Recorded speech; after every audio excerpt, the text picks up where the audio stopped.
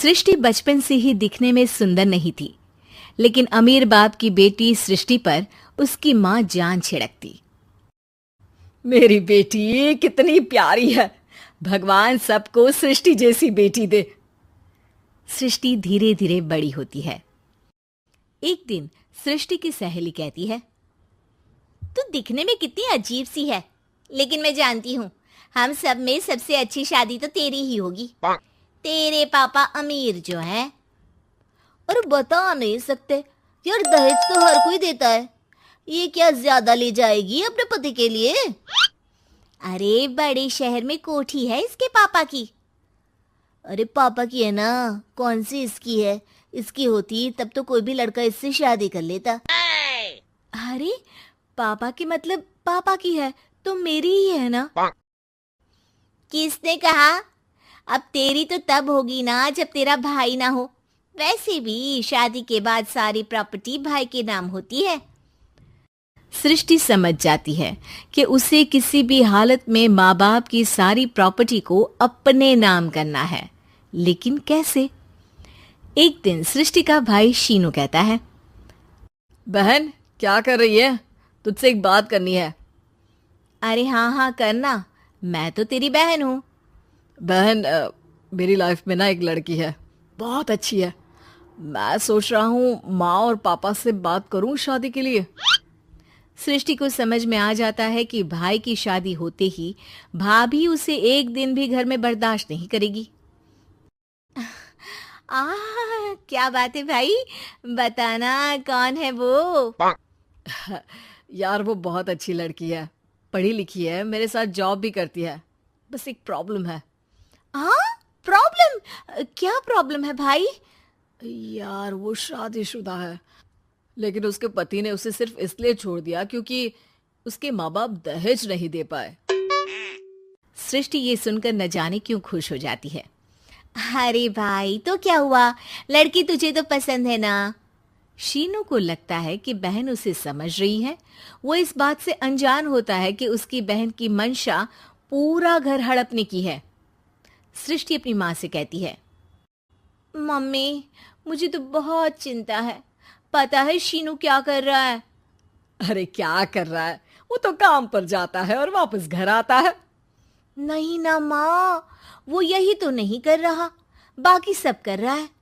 आपको पता है उससे प्यार है, और वो भी एक शादीशुदा लड़की से। ये क्या हो गया? मैं सोसाइटी में क्या मुंह दिखाऊंगी? अरे तेरे पापा तो यही कहेंगे कि मैंने ही उसे बिगाड़ दिया है।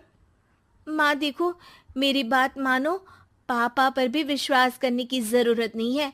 अब आप ही बताओ, पापा इतनी देर घर के बाहर रहते हैं क्यों? बोलो। अरे बेटा वो तो नौकरी करते हैं ना। तू बहुत भोली है माँ। पापा का ऑफिस तो 7 बजे खत्म हो जाता है, लेकिन देखो कितनी देर से आते हैं। अरे नहीं नहीं बेटा, ऐसी कोई बात नहीं है। सृष्टि माँ को एक औरत से बात करते पिता की फोटो दिखाती है। देखो माँ कैसे हैं पापा, मैं ना कहती थी कि पापा सही नहीं है। मैं तेरे पापा से बात करूंगी, दे फोटो मुझे।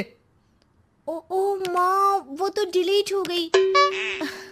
लेकिन चल, तूने तो देख लिया ना। पापा से बाद में बात कर लेना, और हाँ मेरा नाम बिल्कुल मत लेना। हाँ माँ। अब क्या था, सृष्टि के माँ और पिता के बीच झगड़ा होना शुरू हो जाता है। सृष्टि के मन में क्या चल रहा था कोई नहीं जानता था। एक दिन, माँ सृष्टि के लिए एक लड़का देखा है, वो लोग शाम को उसे देखने आने वाले हैं। और हाँ माँ, एक खुशखबरी, मैं और पापा मिलकर एक नया बिजनेस ट्राई कर रहे हैं। शाम को लड़का आता है, सांवले रंग का। सृष्टि को तो बिल्कुल भी पसंद नहीं आता। लड़की की माँ कहती है, लड़की का चेहरा तो कोई खास नहीं, लेकिन अगर मेरे बेटे को आप लोग सेटल कर दें तो मैं उसकी शादी आपकी बेटी से करवा दूं। सृष्टि को लड़का बिल्कुल पसंद नहीं था। उसे भाई पर गुस्सा आ जाता है। लड़के वालों के जाने के बाद कहती है, माँ देखा शीनू मेरे लिए कैसा लड़का लेकर आया, न दिखाने लायक न सुनने लायक, सेटल भी नहीं, वो भी हम करे। अरे माँ, मैं जानती हूँ ये मेरी शादी किसी भी घर में क्यों करवाना चाहता है। अरे कैसी बात कर रही है बहन, तूने तो देखा ना, लड़के को मैंने ही मना कर दिया तुझसे शादी के लिए। जिसने लड़का बताया था उसने उसकी बहुत तारीफ की थी। बात आई गई हो जाती है, लेकिन सृष्टि का मन शांत नहीं होता। क्या करूँ, कुछ समझ में नहीं आ रहा। मेरी शादी हो गई तो ये लोग पूरी प्रॉपर्टी शीनू के नाम कर देंगे, मेरे हाथ तो कुछ लगेगा ही नहीं। तभी सृष्टि को आइडिया आता है। वो किसी वकील को फोन करती है। जी देखिए, अगर आपके मम्मी पापा का तलाक हो जाता है तो आपके पिता की आधी प्रॉपर्टी आपकी माँ के नाम हो जाएगी, फिर उसे वो किसी को भी दे सकती है। सृष्टि अब माँ को बेटे के खिलाफ भरती है। माँ, शीनू पर नजर रखा करो, वो जिस लड़की के प्यार में है ना वो शादीशुदा है। यहाँ आएगी, सारा पैसा रुपया जमीन जायदाद सब हड़प लेगी। पापा का भी हाल तुमसे छुपा नहीं है। ऐसा ना हो कि मैं और आप एक दिन सड़क पर भीख मांगे। हे भगवान, मैं तो जीते जी मर जाऊंगी अगर ऐसा हो गया तो। ऐसा हो गया नहीं माँ, ऐसा ही होगा। अभी समय है, आगे का सोच लो। मैं तो कहती हूँ पापा से आधी प्रॉपर्टी लेकर अलग हो जाओ। पापा की आधी प्रॉपर्टी भी हम लोगों को अगर मिल जाती है ना तो अगले 7 जन्म सफल समझो। बेचारी माँ बेटी के कहने पर पति से तलाक लेकर अलग हो जाती है। सृष्टि अब पैसों से गाड़ी और अपने दूसरे महंगे शौक पूरे करने लगी।